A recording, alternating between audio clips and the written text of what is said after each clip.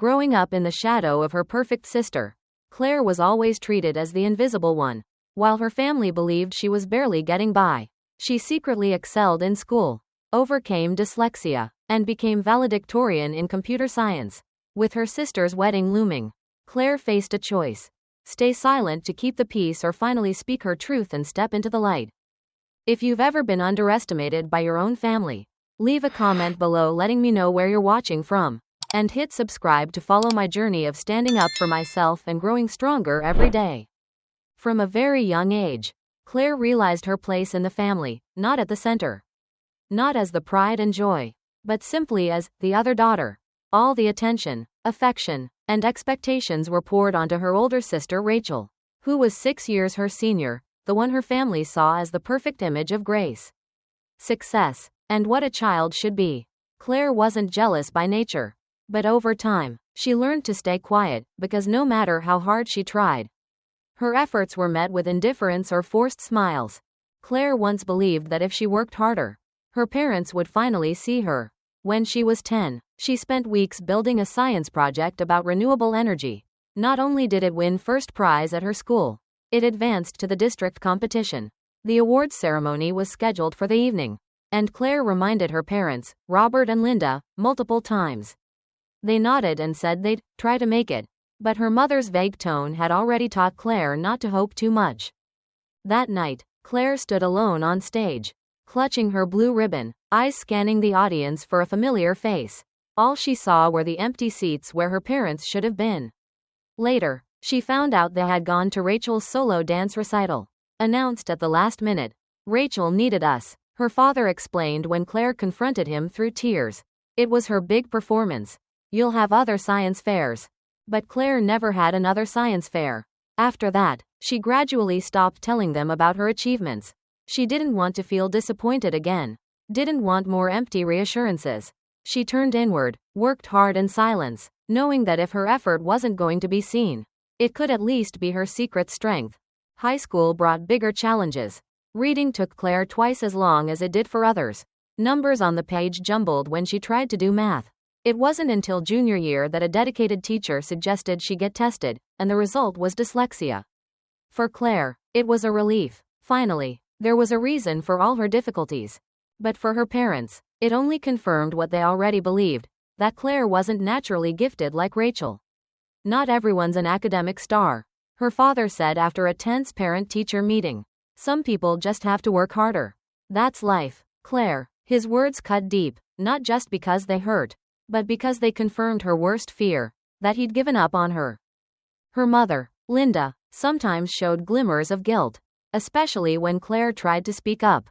But those moments never turned into real change. "Your father just wants what's best for both of you," she'd say. Rachel needs a different kind of support. But different support always seemed to mean more attention, more praise, and more money. When Rachel graduated with honors in business, the family threw a lavish party. Claire was a high school senior then, struggling with college applications and her new diagnosis. During a toast, her father proudly announced that they would fully fund Rachel's MBA at Wharton. Then he turned to Claire and said, "And hopefully Claire will find her way through undergrad, wherever she ends up." Everyone laughed. While they toasted Rachel, Claire smiled weakly and played along with her role, the underachiever. The disappointment. That night, when the guests had gone, Claire overheard her parents in the kitchen. "Do you think Claire will even finish college?" her father asked. "Robert, that's not fair," her mother said, but without conviction. "I'm just being realistic. She has limited potential. We need to help her find something she's actually capable of." Standing frozen in the hallway, Claire felt something inside her snap.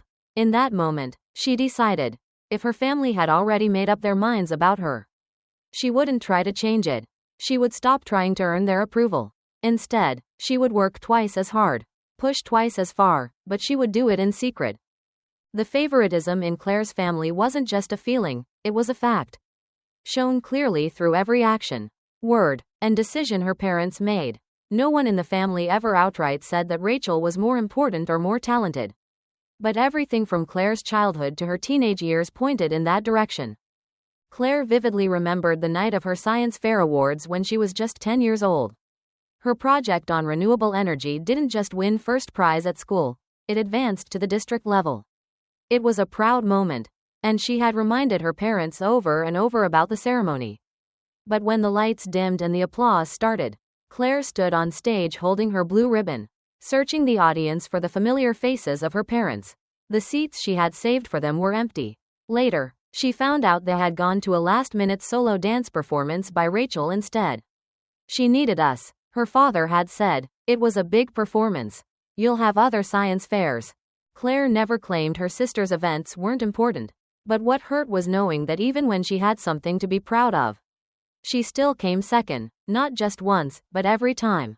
Whenever there was a conflict, her parents always chose Rachel, as if it were the obvious and natural thing to do. As Rachel grew into adulthood, that favoritism only became more obvious. While Claire struggled with her studies, learning disability, and college applications, mostly figuring things out on her own, Rachel had every possible advantage: campus tours, SAT tutors, even international trips to broaden her perspective. Claire, on the other hand, was advised to aim for realistic schools and practical majors like early education or nursing. The underlying message was always the same: don't aim too high.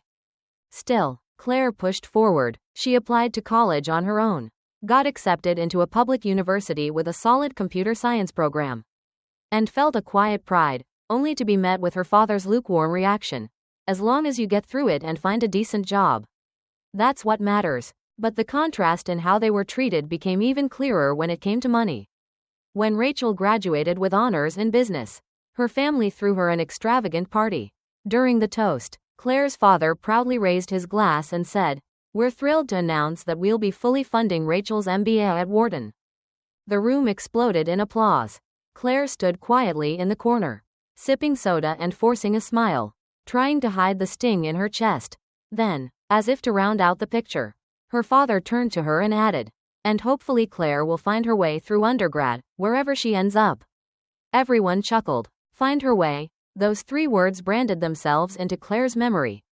She wasn't demanding equal funding or attention. She understood finances could be tight. But what she wanted wasn't money, it was acknowledgement. Just one honest, supportive statement like, "We're proud of you. We believe in you." Instead, she got partial tuition coverage, and was left to handle the rest herself through scholarships and late-night jobs. When she asked for a little help buying her final semester textbooks, her father sighed and said, "We're already stretched thin with Rachel's MBA loans. See if you can borrow them from the library." The worst part? Just a few months later, Claire overheard her parents talking to one of Rachel's friends about flying Rachel home for her engagement party. "We got her a business class ticket, of course." Her mom laughed. "It's a small price to pay for our girl." Claire wasn't angry about the money. She was angry about the obvious double standard. Every sacrifice, every priority, was made for Rachel. Meanwhile, she, also a daughter, also working hard every day, was treated like the backup plan. That constant comparison slowly turned Claire into someone quieter, more reserved, and uncertain of her place in her own home. She stopped talking about her grades. She didn't tell them she'd switched majors to computer science. She avoided discussing her job offers or awards. Instead, she silently built her world, working overnight shifts, learning code, and pushing herself far beyond what anyone thought she could do. And one day, when the time was right, she decided she would no longer play the role of the invisible daughter. She would show them who she truly was. From an early age, Claire sensed that something was different about the way she learned. While other kids breezed through reading assignments, she stumbled over words, losing her place on the page. Math problems were even worse. Numbers seemed to shift and flip, making even simple equations feel like puzzles designed to confuse her. It wasn't laziness, and it wasn't a lack of intelligence. Claire simply had to work twice, sometimes 3 times as hard just to keep up. All throughout elementary and middle school, she dreaded being called to read aloud or solve a problem on the board. Her heart would race, her palms would sweat, and her classmates' laughter stung more than she let on. Teachers often dismissed her struggles as a lack of focus or effort. And her parents, especially her father, Robert, were no more understanding. "You just need to try harder," he'd say with a sigh. "If Rachel can do it, so can you. No excuses." That sentence became the anthem of her childhood, a constant reminder that failure wasn't an option. And her struggles weren't valid in her parents' eyes. Everything began to shift in her junior year of high school. One day, after Claire turned in an essay late, having misread the assignment instructions, her English teacher, Ms. Anderson, pulled her aside. "Claire," she said gently, "do you have trouble reading? Not just understanding, but tracking the words, staying on the right line?" Claire hesitated, then nodded. No one had ever asked her that before, not with genuine concern. Ms. Anderson suggested Claire take a specialized evaluation. After several weeks of testing and observations, the results came back. Claire had dyslexia. At first, Claire was stunned. She had heard the term before but didn't fully understand what it meant. Was this a disability? Was something wrong with her? But as the specialists explained, it all began to make sense. Dyslexia was a neurological condition that affected how the brain processed written language. It had nothing to do with intelligence. Many successful people had it. With the right tools and support, she could thrive. For Claire, the diagnosis felt like freedom. Finally, there was a reason behind her struggles. All the nights of crying over textbooks, the embarrassment of reading aloud, the test scores that didn't reflect her true effort. They weren't because she was stupid. They were symptoms of a condition that no one had thought to look for. With hopeful energy, Claire brought the diagnosis home, expecting at least a glimmer of support. But the reaction she got was anything but understanding. Her father barely glanced at the report before setting it down. "Dyslexia?" he scoffed. "Another label so you don't have to take responsibility? Claire, the real world won't care what you've been diagnosed with. They'll only care whether you can do the job." Her mother, Linda, tried to soften the blow. "Your dad's just trying to be realistic," she said. "Maybe it's time you chose something more suitable, something less academic. Like early childhood education, or maybe something creative. You don't need to push yourself into something that will only frustrate you." Not one of them asked how she felt. Not one asked what she wanted to do. To them, the diagnosis was not a helpful insight. It was confirmation of a long-held belief that Claire wasn't as capable as Rachel. Then came the words from her father that haunted her long after. "Some people just aren't meant for high-achieving careers. You need to be honest with yourself. Claire, choose something you can handle." Claire didn't cry. She didn't argue. She simply nodded and returned to her room, holding the diagnostic report like it was proof that she wasn't broken, that there was a name for what made her different. Even if her own family refused to see it. That night, Claire made a decision. She would no longer seek their approval. If they had already decided she was a failure, she would stop trying to prove them wrong in ways that mattered to them. She would succeed, but on her own terms. She began adapting her study habits. Instead of long reading sessions, she used screen readers and audiobooks. She recorded lectures to replay at her own pace. She mapped out concepts visually, used color-coded flashcards, and relied on technology to stay organized. For the first time in her life, learning made sense. That same year, she discovered something else, something unexpected. One of her elective classes was an introductory course in computer science. Claire had taken it half-heartedly, expecting it to be dull and overly technical. But to her surprise, the world of logic, structure, and code felt like home. Unlike language, coding was precise and visual.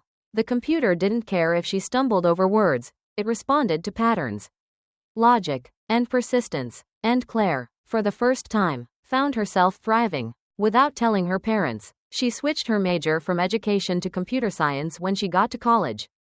While they believed she was taking courses in practical teaching methods, Claire was diving deep into data structures, machine learning, and algorithm design. To support herself, she took a night shift job at the university library, working from 10 p.m. to 2 a.m., shelving books and monitoring study rooms. During quiet hours, she studied under the dim lights, her laptop open, fingers flying over code. She didn't tell anyone she had made the dean's list multiple times. She didn't mention the faculty recommendations, the internship offers, or her rising GPA. She held it all close, because it was hers.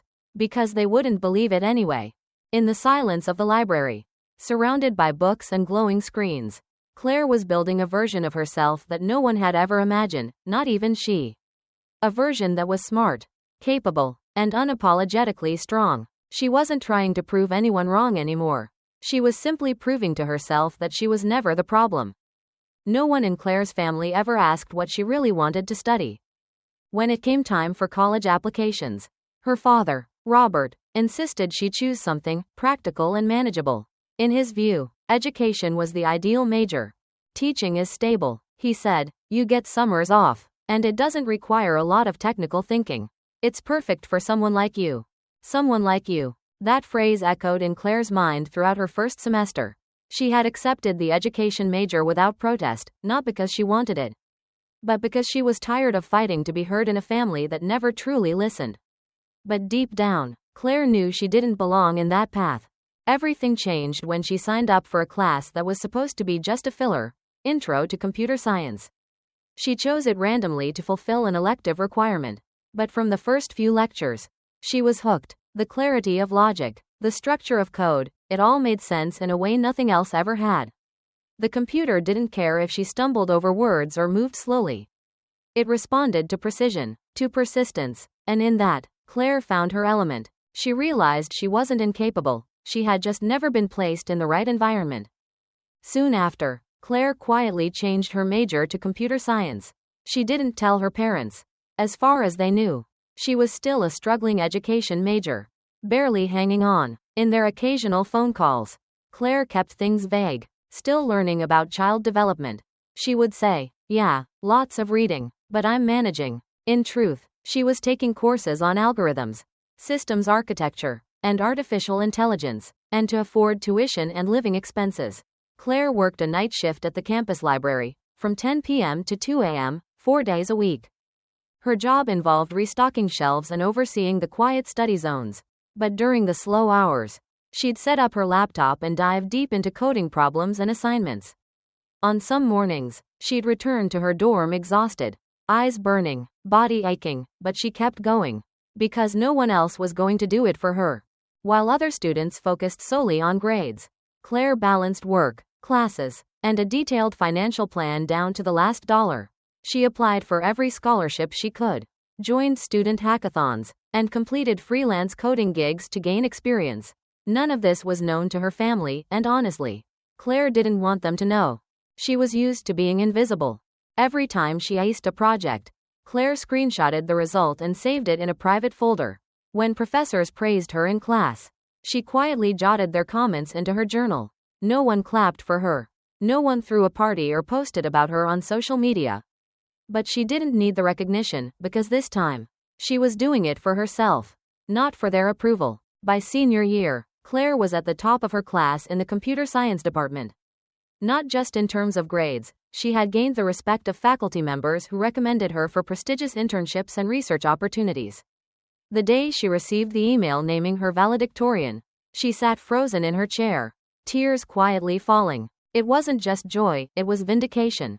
Every late night, every hour of silence, every moment of doubt had led to this. That same week, Claire got accepted into a fully funded master's program in artificial intelligence at Stanford, a dream she hadn't dared speak aloud. Simultaneously, she signed her job contract with Meridian Tech, a leading software firm where she had previously interned. She told no one. She didn't want to hear her mother's forced, awkward, "Oh, that's impressive," followed by a shift back to Rachel's latest career milestone.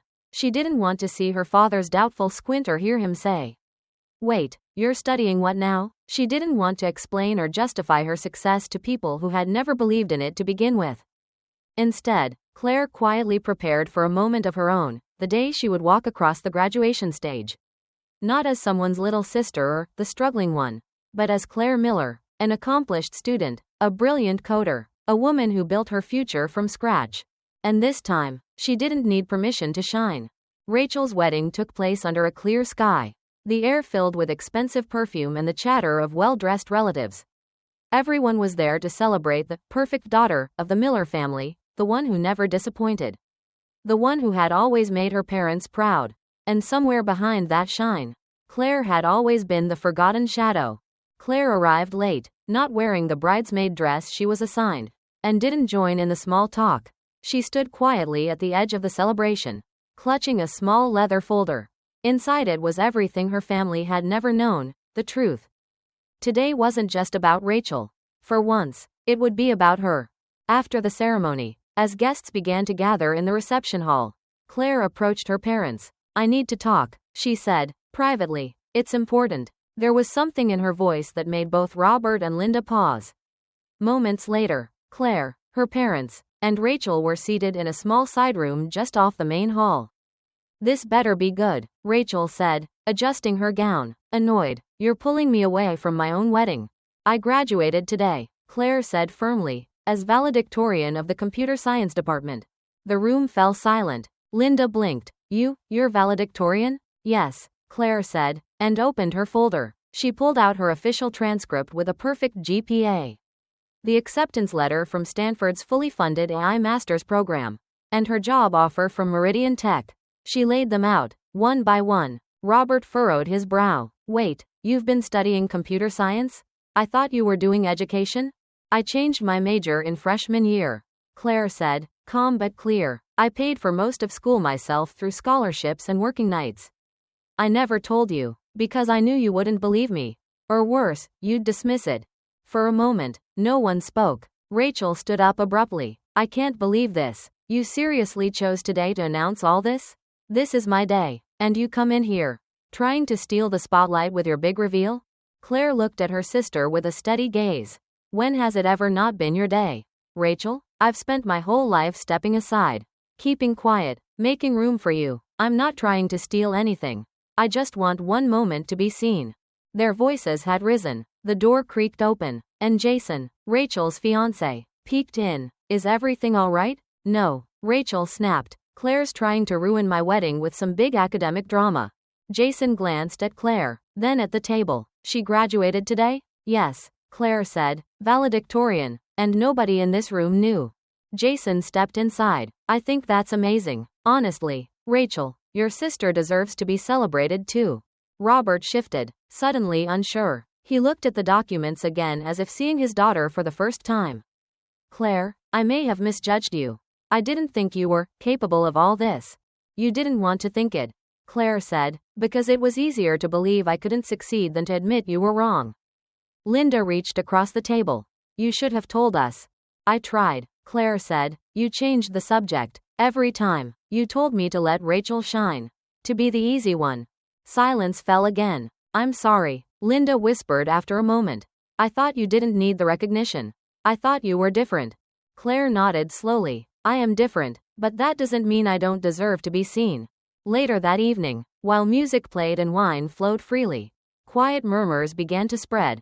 Guests started approaching Claire one by one, some distant relatives, others old family friends. Your cousin mentioned you're a valedictorian today, said one. That's incredible. Tell me more. For the first time, Claire was being acknowledged not as Rachel's sister, but as herself. Out on the terrace, Robert found Claire standing alone.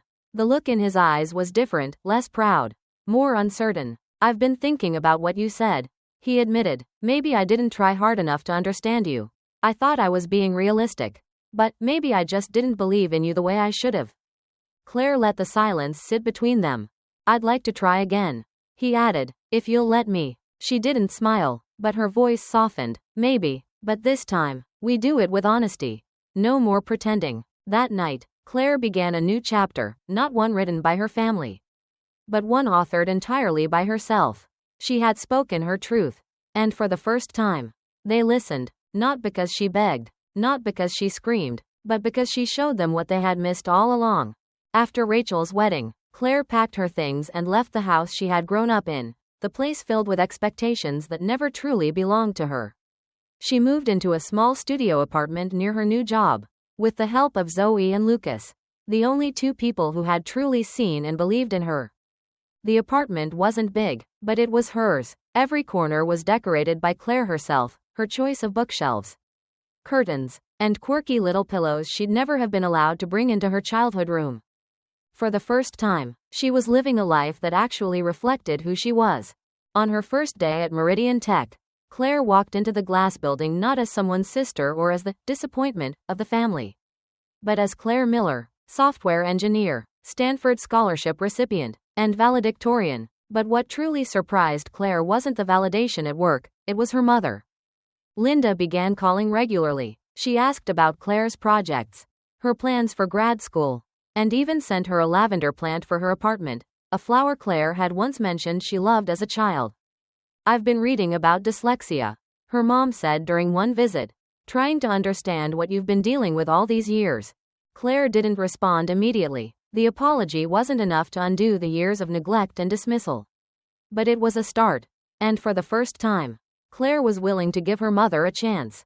Soon after, Claire was invited to speak at a panel for first-year students at her old university, especially for those struggling with family pressure or learning difficulties.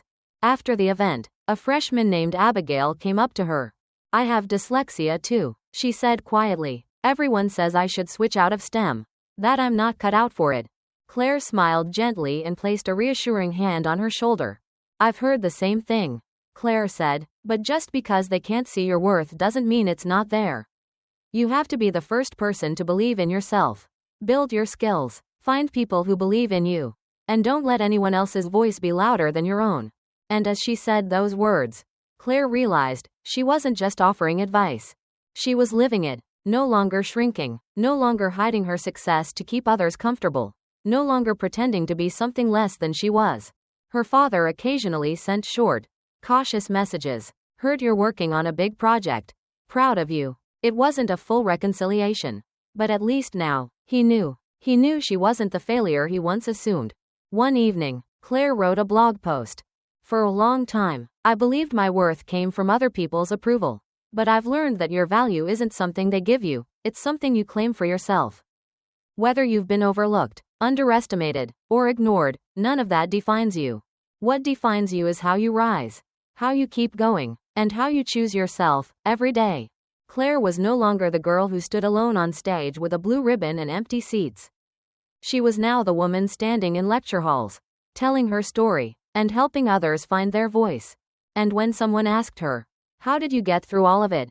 she simply smiled and replied, "Because I used to be invisible. And one day, I chose to step into the light."